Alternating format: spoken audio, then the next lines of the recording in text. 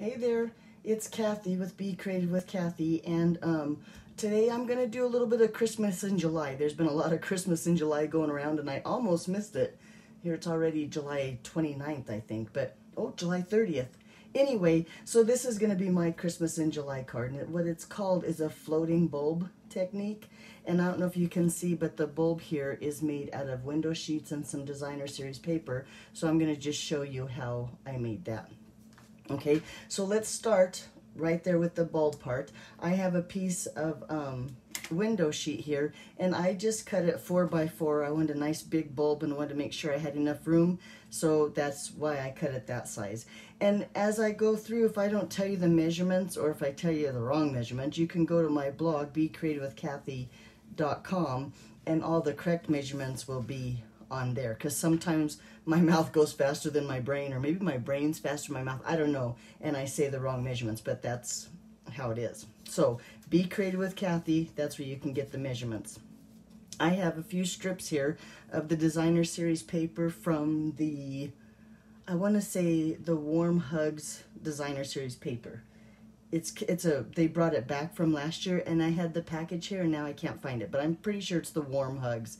And I've cut it into strips. Some strips are 1/4 and some strips are 1/2. Now on this one I did all 1/2, and I wanted to change it up a little bit, so we'll see if this is better or this is worse. You'll have to let me know in the comments below. But I'm gonna start, like I said, with my window sheet. I have my silicone mat here just so I don't get adhesive all over my table. And I'm gonna start, I think I saw a big red striped, yeah, I'm gonna start with this piece and put it right in the center. Now you notice I have my window sheet on a grid paper so I can get my lines, or my, yeah, I guess they're lines, my strips of designer series paper straight. And I'm gonna try to get them so they're somewhat the same amount apart from each other. I don't know exactly the words for that either, but, and you know, okay, I have enough. I'm gonna just put it here on those grids. Make sure it's straight. That looks pretty good. And then with just my paper snips, I'm going to take and trim that so it's the same size as my window sheet. And just like that, bada bing, bada boom, we have one. Now I'm going to hang on to this piece because maybe I'll use the other side. But now I think I want a strip of like a green on here. So let's do this one.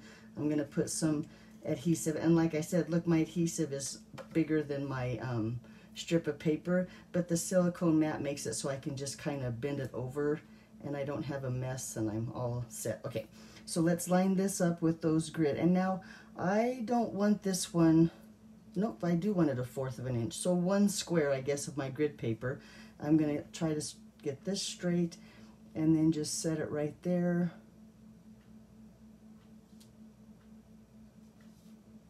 Oh, and that's exactly the same size as my window sheet, but that turned out nice. So now I have another strip on there.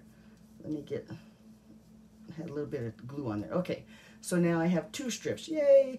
Let's go ahead and find another one. Maybe we'll use this one. Maybe this one. Yeah, let's go with this one. And this one I think I'm going to put a little bit closer to the bottom of this red strip and see how that goes. Like, I think every time you do this card, it could be totally different and unique. It's going to be kind of fun to see what we come up with. Let me see if I put enough adhesive on there. Nope, I need a little bit more down here because it's not quite long enough. Okay, and fold that over. Okay, and this time I'm going to line it up like in the middle, so it's less than 1/4 inch or less than a square of my grid paper, and just do it a little bit different. I think there, now it's straight. But let's see what that looks like. And just set that there, get it straight with my grid paper, and then trim it off down here at the bottom. Yeah, I think so far so good. Now I gotta be careful because I get into pattern mode and I don't really want it to be thin, thick, so I'm gonna just kind of do a couple thick ones now. And I like this polka dot, so I'm gonna put some adhesive here. This one, lay this one. I'm going to go back to the 1/4 inch or 1 square of my grid paper, and then just lay this one down like that. And then let's find a different pattern, maybe something like this one. And we'll use this up at the top there. And just get this, let's see if I'm in the camera. I am, got carried away there. And I'm gonna just lay this one, I don't know, about there. I don't even think it matters if I have them like the same distance apart. We just need stripes on there. So I think that looks pretty good. And I'm gonna turn it around so that this is my bottom. And just because it's easier, I think, to work at the top. And let's take this red strip here. Well, do I want this red strip or do I want this red strip? Let's decide. Nope, you know, I think I'm going to use this red strip like this at the very bottom here and just cover a little bit. And you know what? I was going to say this piece looks crooked. Yeah, this one is crooked. Let's see if I can straighten this one up a little bit. Oh, maybe I can't. I probably just ruined everything right there that I just worked so hard to do. Nope, look, I got it pretty straight, but it had to be fixed. Okay, so let's put some of this red down here at the bottom. And you saw that it's too long, so I'm going to take it on here, and hopefully I can see my grid lines, but I'm going to have to go off the bottom, but it has to have something here on the bottom. I don't want the very bottom to be empty or blank, so I'm going to go like that, and then, and I totally missed half of it. Oh my, maybe this was the bad idea. Maybe I should have just went with what I had, and my video would have been nice and easy. Nothing's ever easy. Okay, now let's cut this off here. And then I'm going to trim this. Well, you know what, I'm not even going to worry about. Yeah, I need to because it has adhesive on there. I'm going to trim this so it matches my window sheet. So it's the same length. Okay, now I have that little strip. Ooh, that kind of turned out maybe nice. I'm going to set this here just so it doesn't stick. Okay, now we need to put one more strip up here. I'm just going to go with this green strip at the top. Let me get on my thing here. I don't want adhesive everywhere. Nope, and I want the, which one? The green one. So I want to put the tape on the red one. There we go. And then like this one right here.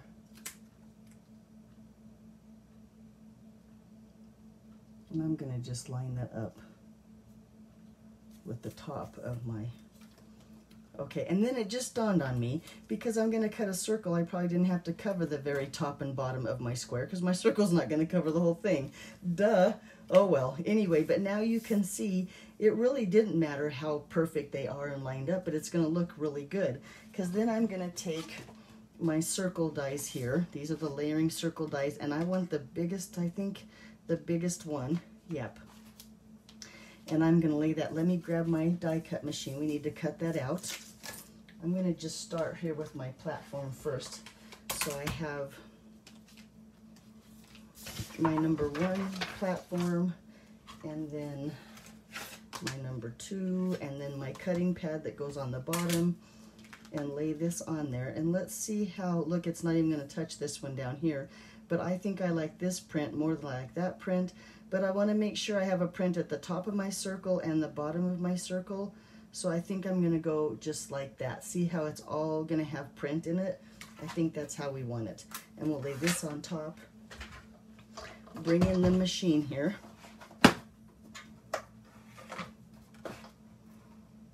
Put my platform right there. Make sure nothing has moved. And run that through the die cut machine.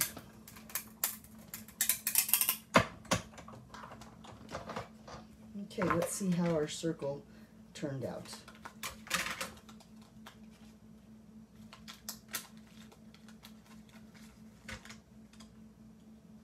One little spot where it didn't, there we go. And look, I think that looks, here on here, it looks really good, right? So while I have my die cut machine here, we need to do a little bit more die cutting. So let me get out. First of all, we're going to emboss.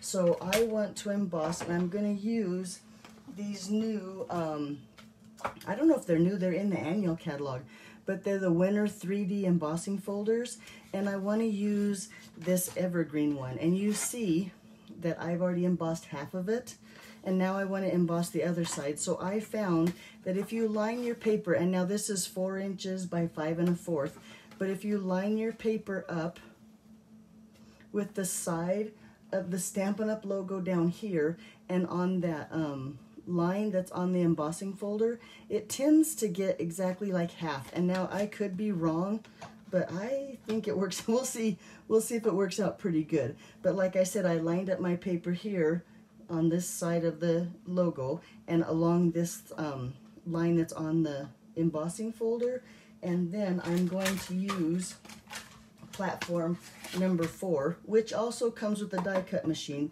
but when you use a 3D embossing folder, you only use platform number 1 and then plate number 4. And then look how pretty this is going to look, all embossed with that evergreen. I hope you can see it on the camera, but it looks like that. And see how it doesn't, you don't see the nasty, maybe you see a little bit of a seam, but it's really not bad. Okay, and then we have, I just have a piece of Mossy Meadow, and this is Pear Pizzazz. It just matches the Designer Series paper that I used. And then I used my Contour scallop dies, which if you watch my videos, you know is one of my favorite. And I just have a white scallops rectangle here. It's going to go like that. So let's stamp on this. I think that's all the die cutting and embossing I needed to do. But I'm going to bring in, here's a sneak peek of the Peaceful Deer. This one comes with a punch, and love this stamp set. But I'm going to put this Merry Christmas right here along the bottom. Let me see if I got the right stamp. I did. Of my block. Along the bottom of my rectangle, scalloped rectangle here. And I'm going to use Mossy Meadow, just a dark color from the Designer Series paper. It's also my card base. And I think I'm going to, where's the scrap paper so I can practice? All right, I don't think I have a scrap paper. We'll use my grid paper here real quick. Okay, always have to practice once just because I don't want to mess up my good paper. Then about, I don't know, it's look good. Is it straight? We're gonna stamp it about right there. Let that ink sink in. Yeah, I think that looks pretty good. Okay, let's go ahead and do the inside. So I have a piece here that's just the 4 1/4 by, no, 4 by 5 1/4. That's great for the inside. And I think I'm gonna bring in this Perfectly Plaid stamp set because I like this. May the special season be wrapped in love and joy. And I'm gonna stamp that here. Make sure I have the right one. In Real Red. Nope, in fact, I grabbed the wrong color. I grabbed Cherry Cobbler, but it's going to work as long as it's a red. The Real Red is in the Designer Series paper, so don't tell anybody I used the wrong color. But I think I already did. But I'm going to just take that and stamp that there. Yeah, just to give it a little bit of color. And then while we have the stamp set out, let's go ahead and stamp one of those trees on the inside of our card. So the inside of our card is nice and pretty. And I'm going to use this one right here. And to be honest with you, it doesn't look like I've ever used this tree. So let's see how this works out. Yeah, I think it's going to look good. And I'm going to just stamp it right here in the corner. Looks pretty good. And then we have to get a little trunk on there.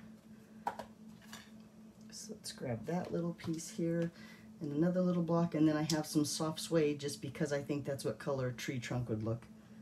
So I'm going to just stamp it right there, just like that. So that would be the inside of our card. Bringing in those other colors and just giving it some excitement than just the plain old words. Okay, now I think we have all of our stamping done. Let's go ahead and put our card together.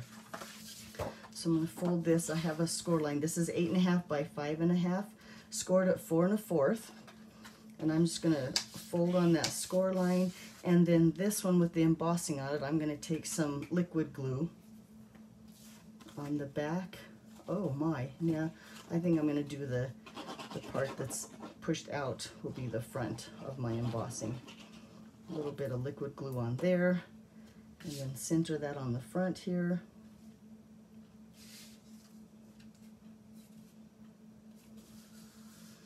While we're at it, we'll go ahead and put this on the inside.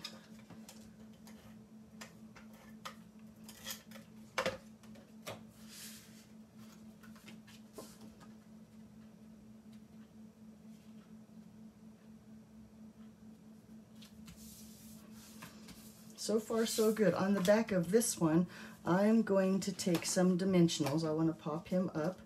So I'm going to just put about 5. I like to put one in the center so that the you know, my paper doesn't sag in the center. Pop that one like that. Center that right here on the front. Now for our bulb here, now I've turned it over. This is the front, this is the back. I'm going to put dimensionals on the back of this one too. And I think, look, we can fit a dimensional there and one there. They fit nicely in these strips of paper. And then just to be overcautious probably, I'm going to take some mini dimensionals here and put them on those thinner strips of paper.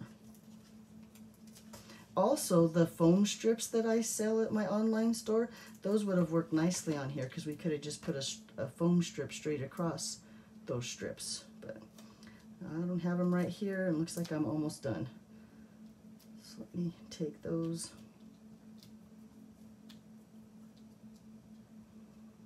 There we go. And then I'm going to just center this. Ooh, which way? I think I want that this way. Set that on there. Look how cute that is, that little bulb on there. And then last but not least, we need a bow up here. So I have some of this real red double stitched really pretty ribbon, and I'm going to bring in my bow maker. Now I don't know if they make bow makers anymore, but you could, if you have anything that has two prongs like this, it's really easy. You could use a fork. You could even use one of those wrenches that has like the wheel thing that you can make bigger, smaller. I don't know what they're called. I have one of those. I plan to do a video to show you different ways to tie a bow, so check back and see if I get the video done. And I'll even use my wrench, or I wish I could remember what it was called. I'm not very tool techy, but it has the little roller thing that makes it go bigger and small. Never mind. I'll should have stopped while I was ahead on that one. But anyway, so I'm going to tie just a little quick bow here with my bow maker. Could also just tie a bow. It doesn't have to be perfect with the bow maker or anything. Get it pretty tight. So there we have a cute little bow, and I'm going to make these go a little bit where I want them, my tails, not to stick up, to go down. There we go. Then I have some paper snips here that I've saved just for ribbon, so they're nice and sharp, and I marked them with ribbon here so I know not to use them on paper, and that keeps them nice and sharp.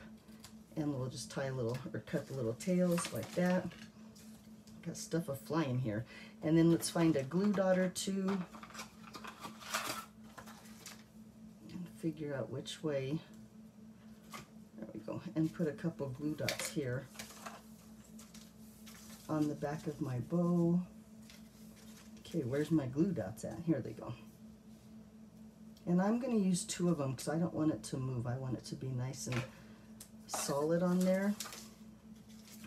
Get those out of the way. Bring in this again and just set it right there at the top of my bulb, my Christmas bulb. And look how cute that is.